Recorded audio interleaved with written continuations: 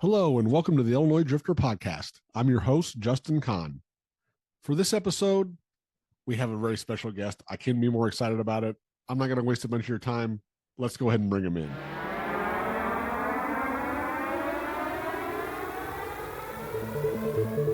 If you knew him back in his EIU days, you may remember him as Sweet. But if you know him now, he's Kent Aberle. He plays drums. He's currently playing for one of the best bands out there, Blackberry Smoke. Kent, welcome. Thank you. Good to be here. Good to be here, Justin. Thanks for having me. Wanted to thank you for letting me tell your story in those pieces that we did in the Pantograph and on my Substack as well. A lot of what I would guess is kind of your origin story ran in those pieces. And I'll have links to all that in the show notes to anybody who hasn't seen it, who's listening to the podcast.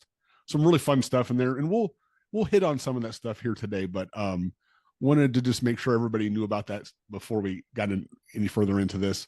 But yeah, like I said, I want to have you on, talk about some different stuff, but also introduce some people who hadn't read that stuff. So we'll go ahead and get into it. You know, Kent, the first thing that I really remember, I know when you kind of came into Blackberry Smoke, I remember the first thing that kind of hit me about you was that you were from Central Illinois, which is where I'm from. Not the same town, but in fact, I will say I'd heard of Fairbury, and I know Prairie Central High School, and I remember the state run from the 90s, but I had to admit I've never been to Fairbury. Can you kind of describe it to me?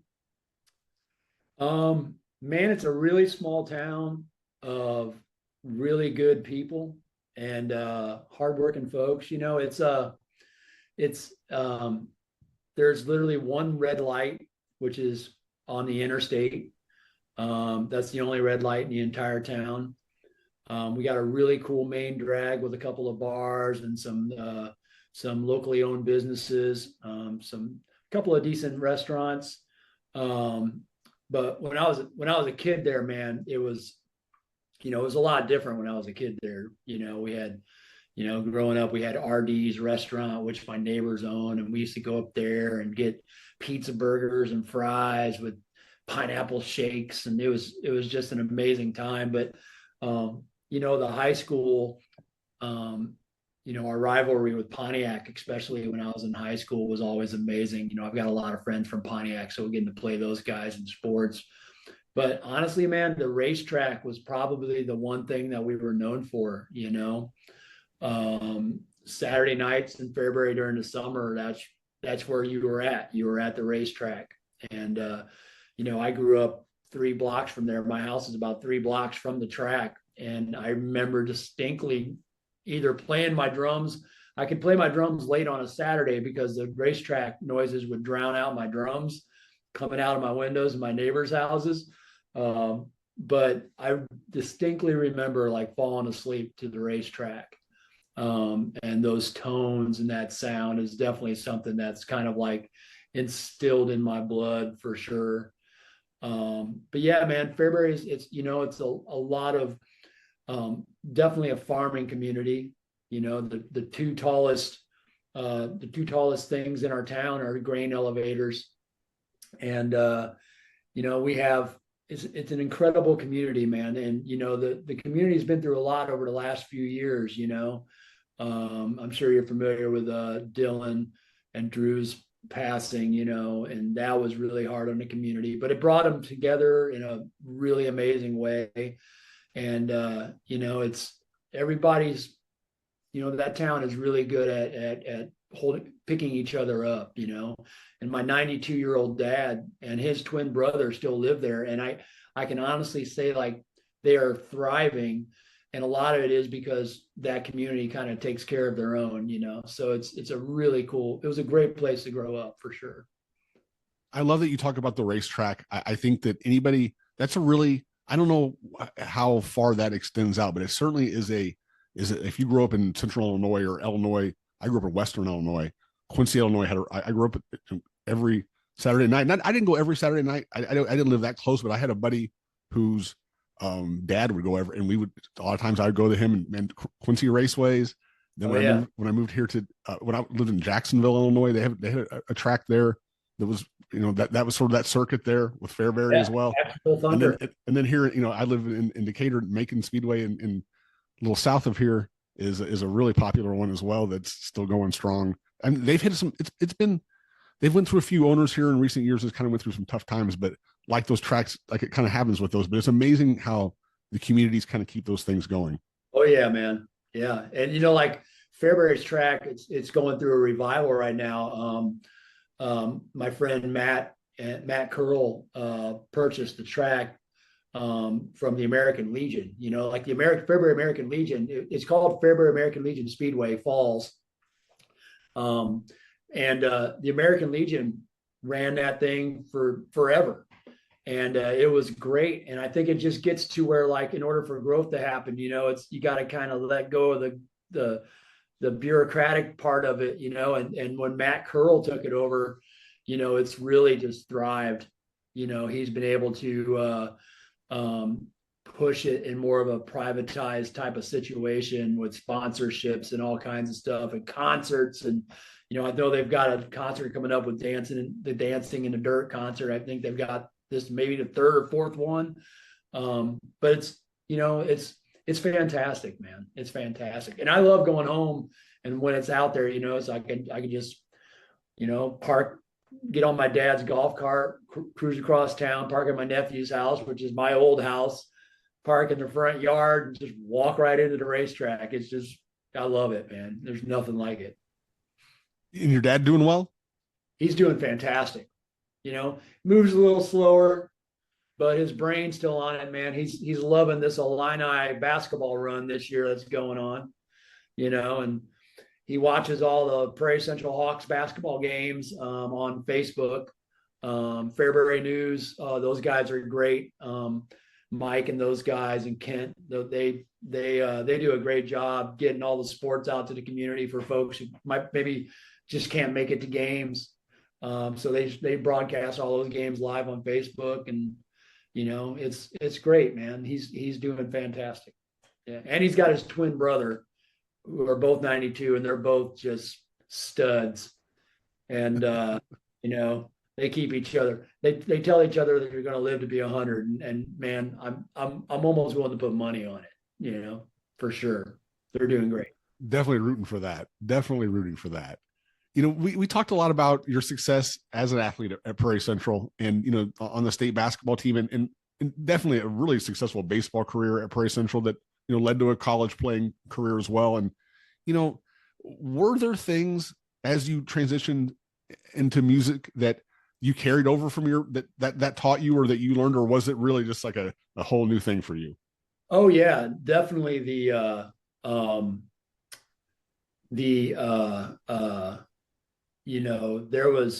was the idea of practice, was definitely something that sports instilled in me.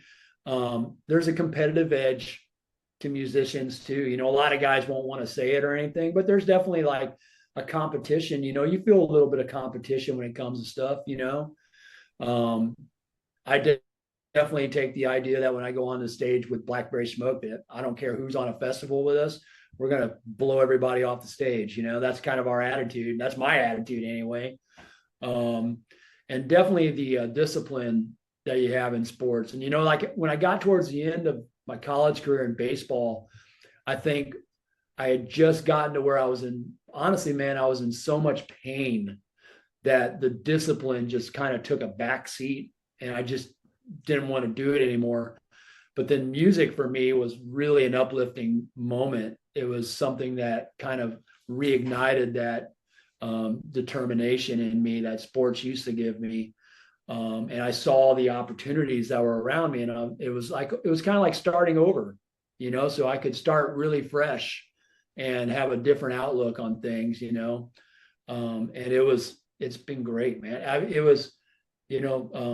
Playing at Lincoln College was a blast. Like I wouldn't trade that for anything, man. And I know that school's no longer there, and it totally sucks because I still drive through there whenever I get in that area.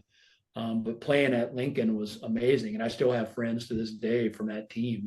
So it is insane to drive past that campus and see that and just like nobody goes there now. There's a couple other colleges I cover, early in my sports writing career. I covered McMurray College in Oh yeah, Jacksonville, Illinois. And yeah, I know there's a couple of, there's one in Carthage, Illinois, that had long been a ruin as you go through that town in Western Illinois. So yeah, it's always just kind of spooky to see. yeah, yeah. It is definitely. Eventually after, you got out of, you went to EIU and really, that's where your music career really launched, and you had your kind of education there. And, Really. eventually you moved down to Atlanta. And, Yep. you know, as someone who grew up in the Midwest, what was the biggest adjustment to the South? Man, I'll tell you exactly what it was for me. First off, was I had accepted a job at a place called Tina's Music, which was in Forest Park. It was south of the city. And when we moved down there, we got an apartment in Marietta, Georgia, which is kind of the, I guess, the northwest side of the city, kind of. And, when I was looking at the map, after, I got offered the job, I was looking at the map and I was like, oh, it's only 30 miles. I mean, from I drove from Tuscola to Effingham all the time when I lived in Illinois, or I drove from Fairbury to Bloomington to work, or whatever. 30 miles, that's nothing. 30 miles at 9 a.m. in Atlanta is a completely different ball game, man. Like there was, but the thing was, it worked out great for me because, like, once I understood that I had to leave really early, it gave me this kind of like wake up time. So I would just drive through the city and get into traffic and drive through the city and make my way to a Tina's. But then afterwards, I'm leaving a store and going through the city on my way home. And there were nights when it would take literally like almost 2 hours to get home on a 30-minute drive. So what I would do is I would pack a change of clothes and I would hang out at a Tina's for a little bit. And then I would get into town I'd probably make it to town maybe around like 6:30 or 7. And then I would either go to the North Side Tavern, or there's a couple other bars in town that had blues jams. So I would literally leave a Tina's on like Monday night and Tuesday nights, leave the music store. Once I got into town, on my way home, I'd be in a change of clothes with some sticks and stuff in my car, and I would hit blues jams around the city, on my way home, and then try to get home by 11 o'clock and do it all again the next day, just to meet people and play. So it was like you had to deal with a little bit of traffic, but the opportunities and the music in Atlanta is on a level that's, I think, it's personally untouchable. Like there's been many times when I've been offered opportunities to move to Nashville, and it just doesn't have the same vibe that Atlanta does, man. Atlanta is just a super cool, down to earth town. It's not a name dropping town, but if you work hard and you are reliable, man, you can do a lot in this city, and it's small enough where you can get known pretty well, pretty quickly, but it's big enough to where there's opportunities. So I love it. I mean, it's definitely home for me. It's like I cannot, maybe Europe or something, but I couldn't imagine living anywhere else. Honestly, it's just I love Atlanta to death, man. It's been amazing for me. You're basically a Southerner at this point, right? I mean, you've been down there long enough now. You're Oh no, I'm basically. still a Yankee, man. Trust me. You don't get to call yourself a Southerner unless you are from the South. I'm reminded that once in a while. But you know, I'm a hick. I'm a hick from Central Illinois. That just kind of, Hicks and Southerners kind of fit in together, a little bit. So, but I love it here, man. It's just great. The weather's great. The people are cool. It's relatively still affordable, and yeah, it's just there's lots of trees. It's just a great town, man. I love it. I know one of the first people you met or that you knew, I guess, in Atlanta was Brandon Still, He's the um, first friend. your first friend. And then, I know that eventually you also were able to kind of have a pretty close relationship with Benji Shanks through your previous band. Yep. And you had at least kind of met all the guys, or most of the guys in Blackberry Smoke, but specifically having played with those two guys, when you first sat down and became the drummer of, or, you kind of first were sending in, I guess, even for Brit, was that a pretty big advantage having kind of known and played with those guys in the past? It's not everybody, but Benji and I met first time I played with Benji. It's kind of a funny story, man. There's this band in town called the oh man, what was the name of them? It's my friend, the Haraway Brothers. And they were playing at this bar called Big Tex on St. Patty's Day, which St. Patty's Day, if you're a musician and you can play covers and stuff, you can get a lot of work around town because all the patios have stuff. Everybody's got stuff going on. So the Haraway boys were playing over at this place called Big Tex. And I was playing in Buckhead. Big Tex, I believe, is kind of like Decatur area. So I was playing in Buckhead, and I get a call, and they're like, hey, man, our drummer just found out that he's got a split halfway through our show. Can you come and play the second half of his show? I was like, sure. I literally got there. The place was so packed that I crawled in through a window behind the stage, right down onto the stage of the drum set. And I looked up and Benji Shanks was there. And it was the first time I'd ever played with him. And so we became friends that night. And then Benji and I really, where I really got to work a lot with Benji was with Christian Bush from Sugarland. We toured together with them. And that was another situation where when I did the audition, I walked in and I saw Benji, and it was just like, okay, this is going to be, this already feels good, And Benji was the one who called me about Brit's situation, and he's just one of those guys, he's one of those few people in my life that honestly, when they call, you answer the phone no matter what, because if he's calling you, it's something very important, and so when he called me up, it was like, I knew Brandon and Benji both had my back, and, and the guys trust them, the original four really trust Benji and Brandon. And, I felt that when I got there, that I wasn't really concerned about things too much, it just felt natural, which today, man, crazy to say, but today's the anniversary of Brit's death. So RIP Brit. It's with us every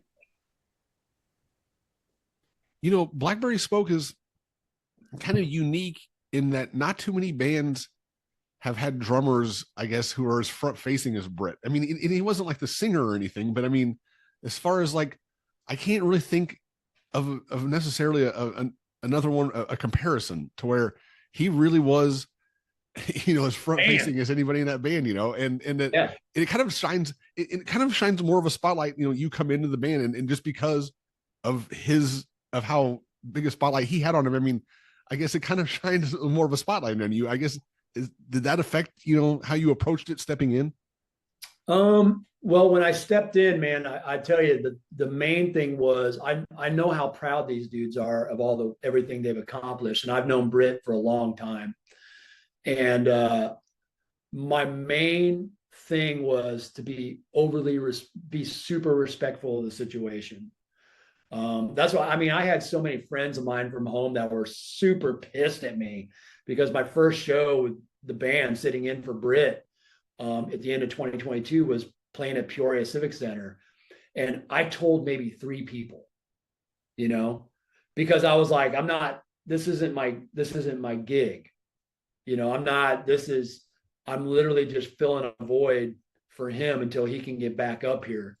And so I was just really cautious of, not making it about me at all, and I still try to do that. I still try to make it about Brit because, I mean, all the songs I'm playing are Brit, I'm not playing any grooves that I came up with. I'm playing grooves that Brit came up with. So, that was the main thing for me, man, was just really just, not posting about a bunch of stuff and not, just staying in the moment, living in the moment, my counselor even was like, you should diary. And I'm like, I don't even want a diary. I just want to just be in the moment and be as aware of what's going on, and be super conscious of everybody's feelings and how delicate of a situation this is, Yeah. That was my main thought process with it.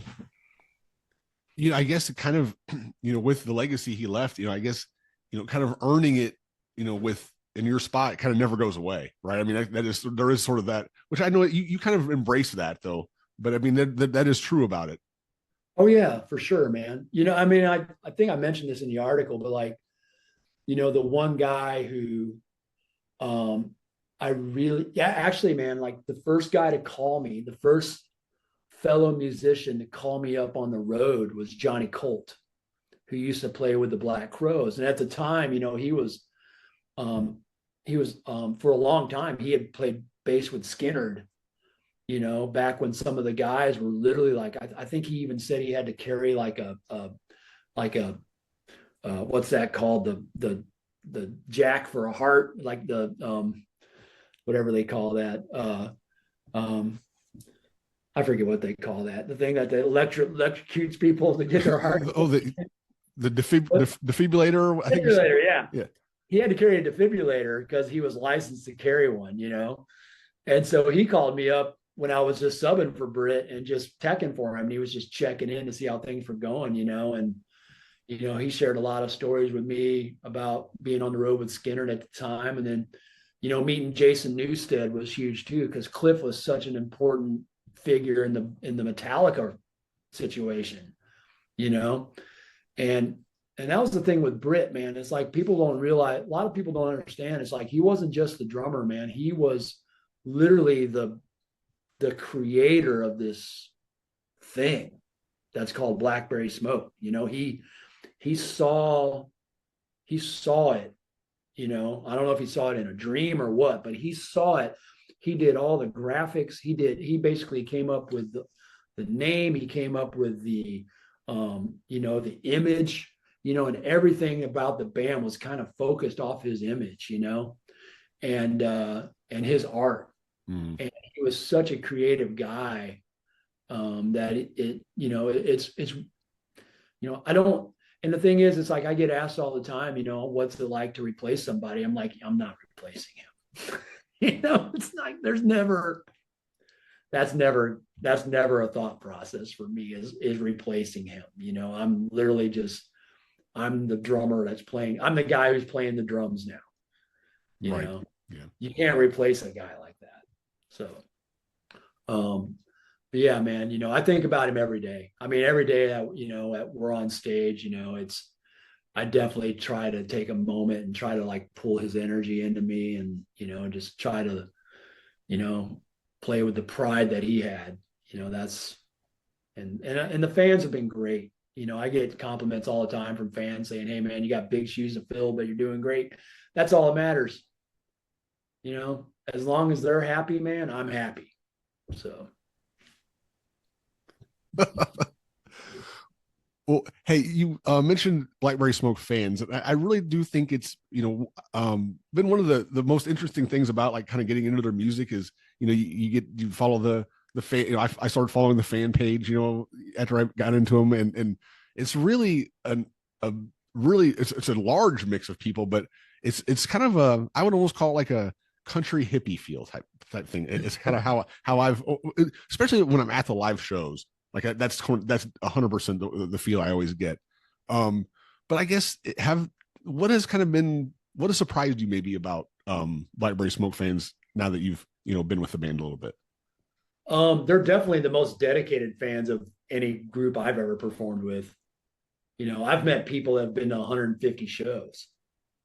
It's like, goodness, they're just, man, they're super dedicated. They'll tell you what they think for sure, but the best thing is about them, what I love is that they really police themselves really well. They have there's like a Blackberry Smoke Brothers and Sisters Facebook page, which somebody gets out of line, they'll police you really quick. It's you say it's like country hippie. I call it biker hippie. Yeah. Okay. That fits better. There is a club mentality to what they do. And like when we play like the Shed in Maryville, which is a 3-day event we do, I think this year's in May, I think. It's crazy, man. Like fans are there at like noon to for a 8 o'clock show, and like we just did our first festival in Mexico, with all of our fans, and it was fantastic, man. It was like, it's I the thing I love about it, like a lot of people will like, say, oh well man, your fans are kind of on the older side. I'm like, no, our fans are just adults, you know. And I'm 54, and I love playing to a crazy rowdy group of kids, but I also really love playing to adults, because they know how to take care of themselves and each other, and it's great, man. It's so fun. It's so fun. The shed, is something that certainly on that, you talk about the brothers and sisters page, that's really where I've got my education about that. I haven't been, though it definitely is a goal at some point. And it's like people will camp there for 3 days, Yeah, and man. and they got their stuff. There's a lot of like etiquette about, okay, if your stuff is sitting here, it means this and all this. I'm like, whoa, this. Yeah, it's a it's a Yeah, thing. yeah, yeah. I mean, the chairs are out at like 7 a.m. Yeah. It's where they allow chairs. They don't allow chairs under the shed.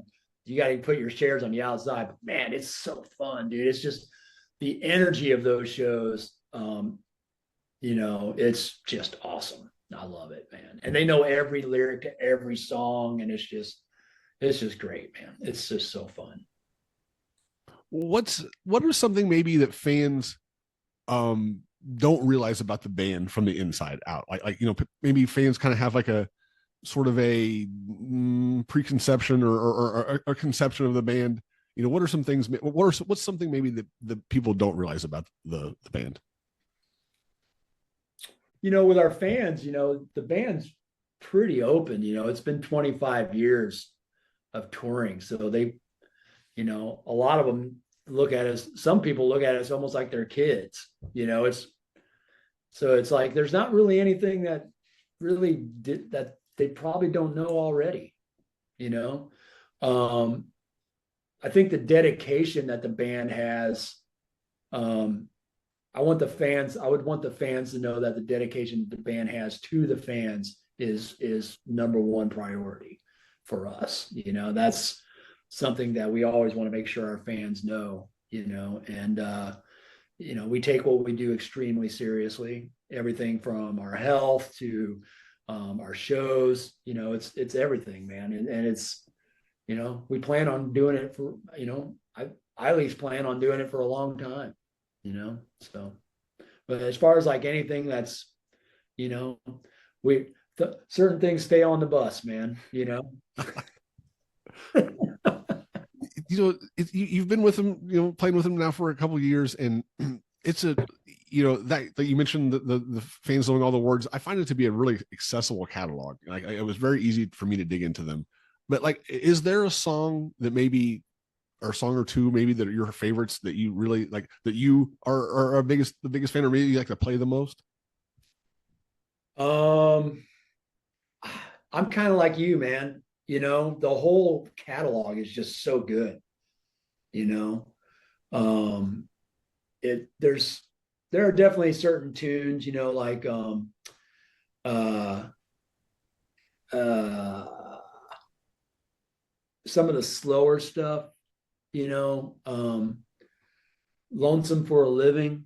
That song's really special to me because I'll never forget. Like, it was the first time I'd been to the Ryman with the band, and Brit was playing, and they sound checked Lonesome for a Living, and Brit was playing it, and literally he played it. The way he played it was so beautiful. It literally, like, it brought tears in my eyes. Like, I was just like, man, I said, and I told him after, I said, dude, that was fucking beautiful, man.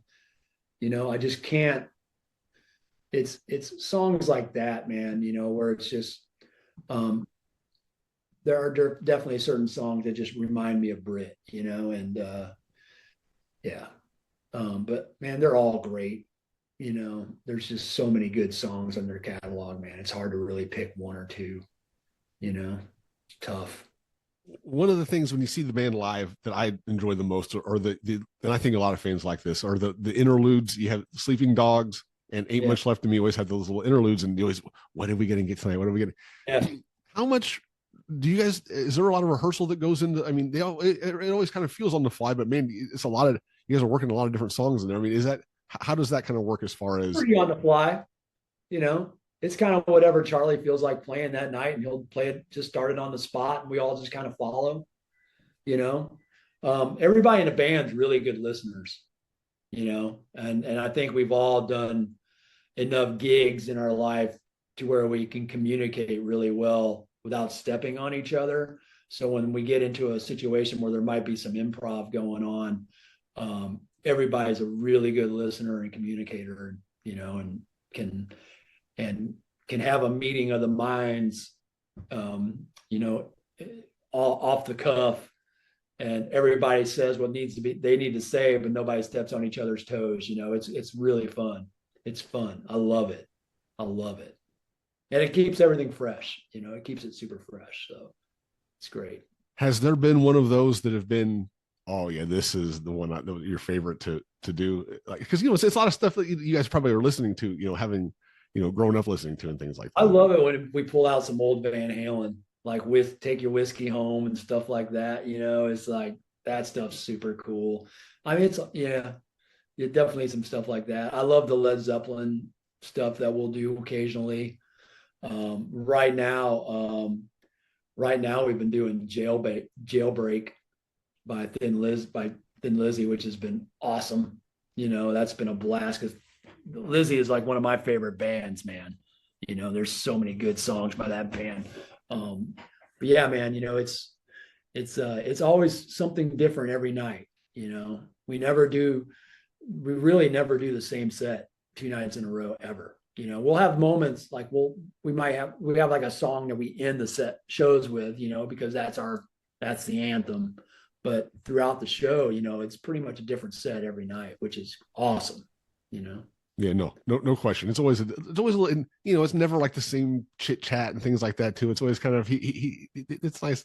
It's always kind of cool like that. There's always something, you always pull something different out of every show for sure. Yeah. Now, you mentioned Thin Lizzy, and I kind of wanted to bring you back a little bit, talking about music you grew up with.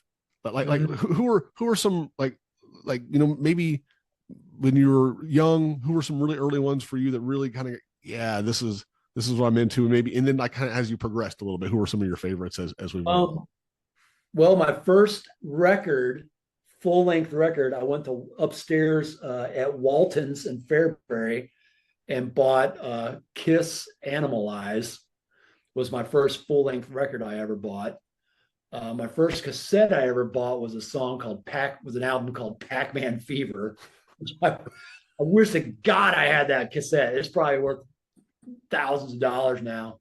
But man, as far as like my meat and potatoes, you know, my sister was really into kind of like more folk stuff, kind of more folk country type vibe. And then my brother Dave was definitely a rock guy. So I got a little bit of both from them, but you know, the stuff that Dave turned me on to, like the Beck Bogart and Apathy, you know, Deep Purple, man, was huge for me. Like my brother, I'll never forget my brother. I was probably in 6th grade. And my brother Dave paid $800 for a single disc CD player. And he made a copy of the Deep Purple Perfect Strangers record onto a TDK metal cassette with a noise reduction switch on the top. And I would sneak that cassette to school, and I would listen to it all day long. Man, I just could not stop listening. The drum sounds and the power of that record just blew me away. It's still one of my favorite records. I might put that on tonight, actually. But you know, the Van Halen for sure was massive for me. You know, 1984 when that came out, I was just like, whoa. And then, you know, my brother Dave really had such a massive influence on me on the type of music that I listened to where it honestly pushed me towards like metal and heavier stuff. You know, like I still remember like going to Bob Knight basketball camp when I was in 6th grade. And it was me, my buddy Justin Deal, who was my pastor's grandson, and I were at Bob Knight basketball camp. And these dudes next door to us were cranking Motley Crue Shout at the Devil. And that first intro came on, and I was just like, whoa, what am, am I going to get in trouble for listening to this? But I loved it, you know? It was all that stuff. And then I came home and my brother Dave was like, oh, yeah, well, you think that's scary? Check this out. So he put on like Sabbath, Bloody Sabbath, and the first Black Sabbath record. And I'm just like, whoa, this is crazy. But it just made my blood curl and made me just feel powerful. You know, I loved it. So, I mean, my brother Dave really pushed me in the world as far as like what music I fell in love with. And my sister, Julie, pushed me into becoming a musician because she played piano, she played some guitar, all kinds of. She just picked up an instrument and played it, and so she was really the one that pushed me to becoming a musician. She was the one who stood me up to the piano when I was like 2 years old, 1 year old, like made me hang on to the piano, and so I could start smacking on keys, you know. So yeah, man, my family, my brother, older brother, and sister had so much to do with who I am as a musician, for sure. Isn't that cool? Like it's not something you were they were necessarily trying to. Oh, we're going to make Kent into a drummer for a band or something. You know what I'm saying? But it was just like that love of music. It's funny how it kind of sticks with you, and you don't even necessarily, you know. And you went years where you weren't even really doing music, you know. And then, Yeah, but it was you always still there. have it. You know, you still have it. Like I remember when I went to Lincoln College. You know, that's where I discovered Nirvana. You know, there was this dude named Ish. I don't know if you know. He was a radio DJ for a little bit named Ish. Um, I still don't know his full name. Honestly, I just knew him as Ish. But he was this super cool dude at my college. He was an artsy guy. Worked at the radio station. Did the radio show there. And man, he turned me on to like Bleach by Nirvana. He turned me on to Fugazi. He turned me on to so much cool stuff. You know that there's just different moments in life where I distinctly remember like learning about different genres of music and subcultures of music, that had an effect on me, but it definitely all started with my brother and sister, for sure. Recently, I noticed you had, and this has been a little bit a while back, but you've had a couple different photo books. Oh, the places you'll drum. I wanted to Yeah, talk to you a little bit. So, when did the first one come out? 2024. Okay, and then you had volume two this past year, This correct? year is volume two. So last year, 2025's was the pictures from. Let me make sure I say this right. 2024, the first volume is all of is photos from 2024. This new volume two, is photos from 2025. Okay, so basically from behind the drum kit. Yeah. Well, it's just, man, I'm an analog guy. I don't, and I tell fans all the time, it's like, and friends, I'm like, man, if you message me on Instagram or something, there's a chance I might not see it, because I try to not get on there a whole lot. But I still read books. Like, I don't do books on tape. I find a real enjoyment of sitting in quiet and focusing my mind on paper, and reading. And it's a good meditation and study to do, like mental study to do, I feel. And it's an important exercise. But I started taking a couple of photos, because we would play some of these theaters and venues where I'm just sitting back there on my kit. And I'm just like, God, this place is rad looking, but no one sees that side of it. And I was like, I could take these and I could like put these on Instagram or something. But then I was like, but then they're gone. It's just like poof, and then I'm just literally giving it to the algorithm, and I'm like, I want to own these photos. I want to have these photos. And I want this to be something that people take time to sit down and look at, and you can scan the entire picture and look at the seats and look at, take your time and look at all the cool stuff within the theater. Because, man, these theaters are the center point to live music for me. And it's like some of these places we played, I they're just so beautiful, and the fans have loved it. It's like I've just tried to give people a view of some of these amazing theaters and making the focus on the theater itself, the venue itself. So you can see like what I see at night, every night. And it's been a lot of fun, man. It's a lot of work, it's a lot of work with no pay, but that's part of being creative, as man. It's like, it's more about the exercise of creating something that people can hold.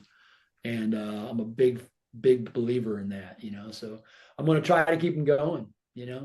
So. Sometimes it's, for me, it's like about making connections, like something you did, something you created, touch somebody in some way. Like, even if it's not, if I didn't make any money off of it, or I didn't, even if it's not 10,000 people, even if it's just a few people, there's a meaning into that for me, for sure.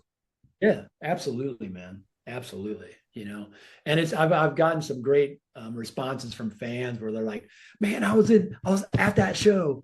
I love that place. I was at that show, and it was like, it's so cool, man. It's a lot of fun, but it's something that you can hold on to forever, you know? And the thing with the internet is, I have friends of mine that just post. And I'm just like, you're giving it all away.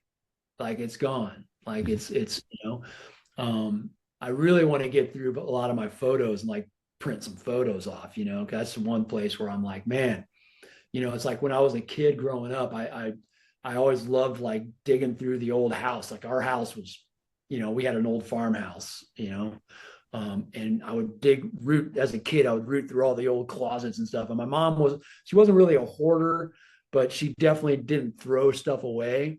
And I would find like the shoebox of photos, and I hate that there's a generation now that's never going to find the shoebox of photos. They're going to find like some old hard drive covered in dust in a drawer. They're going to have to like, well, does this even, will this even function with my Mac, or and what the heck kind of like cable does this thing take? You know what I mean? And it's like, I miss that dearly, like finding those treasure chests of history and life, And so I'm just trying to create a little bit of that as much as I can. I feel like we looked at photos more when they were like, my mom always kept photo albums. I felt like, Yeah. there would be times we would just get them out for whatever reason. I don't know why it doesn't happen as much on, even though they're really just as accessible, for whatever reason. I don't know why it doesn't seem like it happens as much on the phone. We don't do it. Like, we don't get, as a family, we don't get out and look at our phone photos. Yeah. So yeah. It's just not the same, man. It's just not the same. Agreed. Now, I know Blackberry Smoke keeps you very busy. That tour schedule is wild. But yeah. Do you have things that you do? Do you have other projects that are outside of Blackberry Smoke? Yeah, I mean, I've got a pretty good studio in my house downstairs, in my basement. I converted half of the garage into it's called Here Be Dragons Recording, and there's some photos of it on my Instagram page.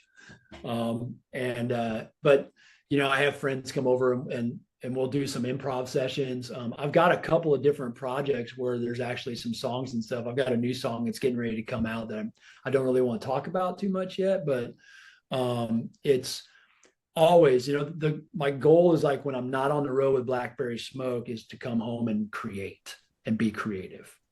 So that's kind of the goal of the studio is, I've got some friends that'll come over on a Thursday at noon, and we'll get together and riff and come up with ideas, and then we'll go our separate ways. And guitars, I'll send everybody the mixes and stuff, and he'll record some stuff, send it back to me, and then I'll cut drums to it, and then we all get back together, and it's a fun process, but that's my goal is like when I'm home is to stay in that creative element, because the thing with Blackberry Smoke, we're touring a lot, but we haven't, other than the Bad Company song, we haven't been in a studio in a minute together. So it's just, when you're touring, sometimes you can get into like almost like a creative rut because you're more focused on putting on the show than you are being in that creative space you know?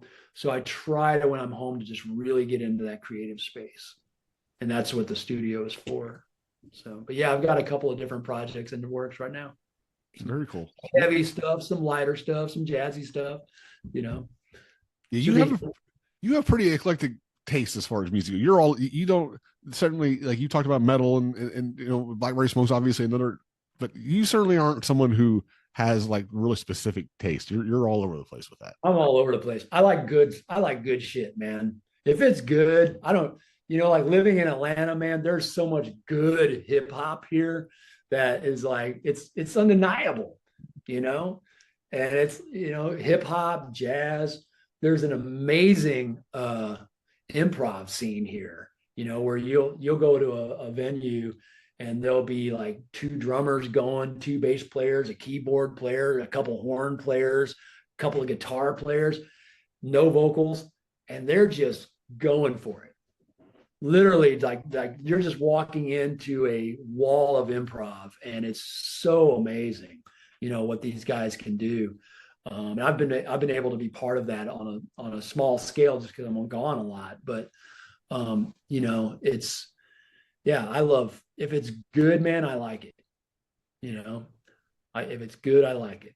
So kind of getting back to Blackberry Smoke a little bit, it's kind of an interesting dynamic because that group, even Benji has been with those, and Brandon, they're not the originals, but they've been with that group for a long time now, and you're definitely I guess the new guy for sure. I mean, but you have that personality where it feels like you kind of, or it's not too tough for you to kind of get in and kind of gel. But what has that been like? It's been super, super easy because I knew the guys beforehand. The last two guys I met the last guy I finally really got to know was Charlie. And Charlie and I are super connected on many different ways in life. But like knowing Paul and knowing Benji and Brandon, and then meeting Paul, I met Paul through Brandon. I met Brit and Richard back in 2001, and Brit and I have always been, I consider us friends, since that time. When we got together, we both worked at this old drum shop, and he worked there and left right before I came in. So he would still come there, and he would just hang out in the shop. So we were just two drummer buddies, but we never. It's interesting, man. It's like when you work in a city like Atlanta, the goal is to get out of the town and play. So like when you start having some success as a musician, you don't really ever get to see your friends, right? You're always like kind of like you're kind of like going around the world like this. You're like chasing each other around the world a little bit. It's like the Zach Brown guys. I've known all those Zach Brown guys forever, but I never really get to hang with them because we're all working. But when we do get to hang out, it's like, oh yeah, man, it's good. It's always great.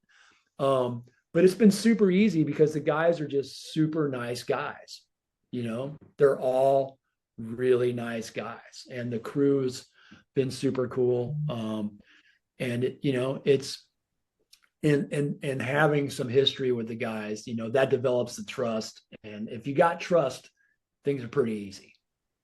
That's the hardest thing to gain is the trust. But once you have the trust, things lighten up a little bit. So if when you're hanging out with the guys in the band, are there like sports arguments? Do you guys have any like sports arguments? What are those like? There's definitely some, being from Illinois, the college football scene is nothing like the one in the South. So once college football season is going, these guys are on a whole nother level, but Charlie and I love talking NBA basketball. We follow NBA basketball, and, I love my Hawks. I'm a big Atlanta Hawks fan, diehard. Oh And, man. yeah. And, well, we're coming for y'all. Don't worry. Who's Charlie like in the NBA? What's that? Who's Charlie's NBA team? He just loves the game. The game, yeah, that's kind of the way I am as well. Yeah, he just loves the game, But we'll talk Hawks and stuff, and but yeah, man, I'd say Charlie and I are as far as like the band goes, are probably the two big sports guys. Okay. We really talk sports, but you know, it's fun, man. We have we have this one fan who literally rolls in every show he comes to. He's full Alabama stuff, you know, and it's just like, he's doing it because Charlie's an Auburn guy, so he rolls in with his Alabama stuff just because he's an Alabama guy. That's how they do it. That college football in the South it is a whole nother level for sure. It is a religion. It is a religion for sure. Oh man. When I was playing in bars, it's funny, man. It's like I'm not a huge college football guy. But when I was really playing a ton in bars here in the city, just playing gigs around town, it was always fun to wake up on a Saturday and we'd be playing in I'd have a gig in Buckhead that night. And I'd wake up on a Saturday and I could see who was playing. It's like, oh boy, University of Georgia is playing University of Tennessee. There's going to be a fight in the bar tonight while we're playing. And sure enough, all the Georgia fans would be at the bar, and then would walk these dudes all puffed up in their bright orange shirts or bright orange jackets. And we'd be on stage and we'd all look at each other like, oh shit, here it comes. And man, you could just feel the tension.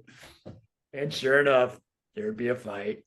And we'd have to stop for a little bit, air everybody out. And then, yeah. College football ruined a few evenings for me, but it also made it fun, Oh, yeah, sports and music is funny. I was at a show recently where it was the Bears were in the playoffs and they had to stop the show and go, touchdown, man, because the TVs are on the background, and so you kind of had to play it a little bit sometimes. I tell you what, man, I will talk some sports right now though. If with the Bears building a freaking stadium in Indiana, they have to remove the word Illinois from the Bears song. They got to come up with a new Bears song. That song belongs to Illinois. Indiana doesn't get the Bear Down Chicago Bears. They don't get that. That stays with us. Maybe there's going to be a new song then. I guess that'll be. I don't know if they're going to end up in Indiana. Rhyming a song with Indiana Bears. Well done. Jeez, stadium deals. My God. Yeah. We'll see where they end up. It'll be. They may just be in Soldier Field forever. I hope so. None wrong with it. The band. Even before, obviously, I think this is 25 years of the band together since those guys started that band. I mean, you just don't hear it, especially really, it's been pretty much the same group. I mean, obviously, we know it's happened, but it's really that core group is really stuck together. I mean, how? Man, well, I mean, there's people who work, man, there's a brotherhood to it, one, but two, when you have something that's good, you don't stop doing it. I know people that have worked at the same company for 45 years, 50 years. I think in 4 years, let me make sure I'm right. I'm pretty sure I'm right.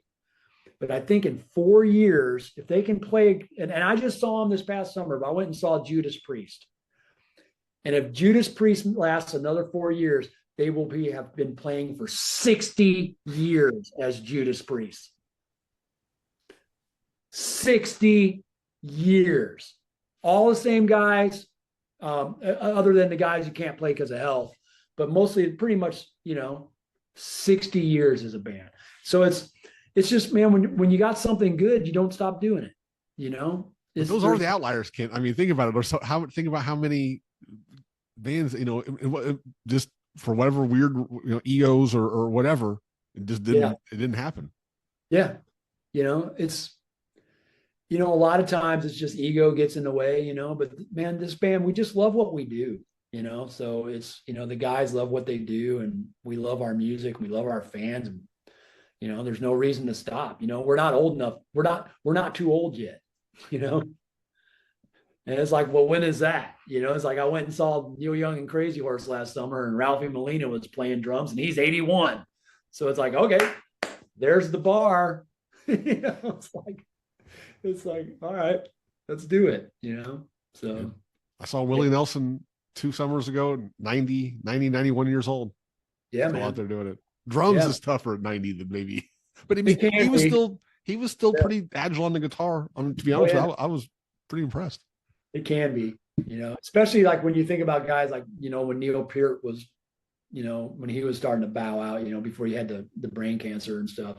You know, he wrote often about like how the songs were getting tougher for him to play just because he was in his 20s when he wrote the parts, you know, and it's like it's hard to cover that stuff as you get older, you know, or like some of the metal guys, you know, it can be tough, but you know, I don't know, man. But then you see a guy like Tommy Aldridge who played with Ozzy and Black Oak, Arkansas, and all these guys, and he's in his 70s, and he looks exactly like he did when I saw him with Whitesnake at Peoria Civic Center in 1988. He's still slamming. I'm just like, you know, you can do it. It's honestly, man, it's just not stopping. Once you stop, it's kind of over, you know. So Yeah. it's not going to stop. I can't wait to see you guys in Champaign and Rockford. I'm going to be at both shows and coming up here on your guys' tour. And you guys are you have a lot of shows coming up here. Anything kind of I mean that's going to be nice for you. It's kind of a homecoming for you, right? Yeah, and actually, man, the show in Champaign is on my late sister's birthday, so that's going to be a great night. I've got so much family coming to that show. It's going to be amazing. It's going to be a great night to remember her. But you know, we got some shows. I'm really super stoked about performing in Brazil and Argentina, because you know Brazil is kind of like it's crazy, man. Brazil is basically kind of like I think they're our second largest fan base. Oh, So it's wow. like the shows are just going to be. I feel like the shows are just the energy is just going to be insane. I can't wait. You know, but we're doing like 4 shows in Brazil and 1 in Argentina this year. And I've never been to either one of those countries. You know, I've been to most of the other countries, but you know, those are 2 I haven't been to. So I'm really stoked about that. You know, I can't wait to get down there and play. You mentioned theaters, Champaign, the Virginia Theater. I don't know if you've ever played that one. That's a really beautiful theater. And is Rockford the Coronado? Is Yeah, that's correct? love that place. I think this is my 3rd time playing there with the band, second time playing there with the band. That place has a ton of history too, and it's beautiful, man. It's just one of those beautiful old theaters that just, you know, it's the shit. I love it. Yeah. Well, hey, can't wait to see you guys out there. And again, really appreciate you coming on. And thank you very much. My pleasure, man. We'll see you guys on the road. Take care.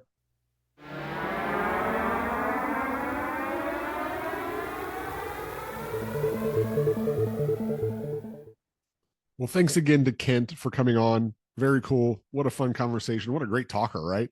Well, I also want to thank, I brought him up in the interview, Joe Winters from Steepwater Band, who kind of connected me with Kent in the first place. Thanks a lot to Joe. Lots of more coming on the Illinois Drifter podcast. Make sure you stay tuned. Check me out on YouTube, also Substack. You can find me pretty easy. Just type in Illinois Drifter in those platforms. You'll find me. If you're just discovering the Illinois Drifter podcast now, there's a few more episodes before this that you can check out. Lots of previous articles to check out and much, much more to come. Thanks for listening.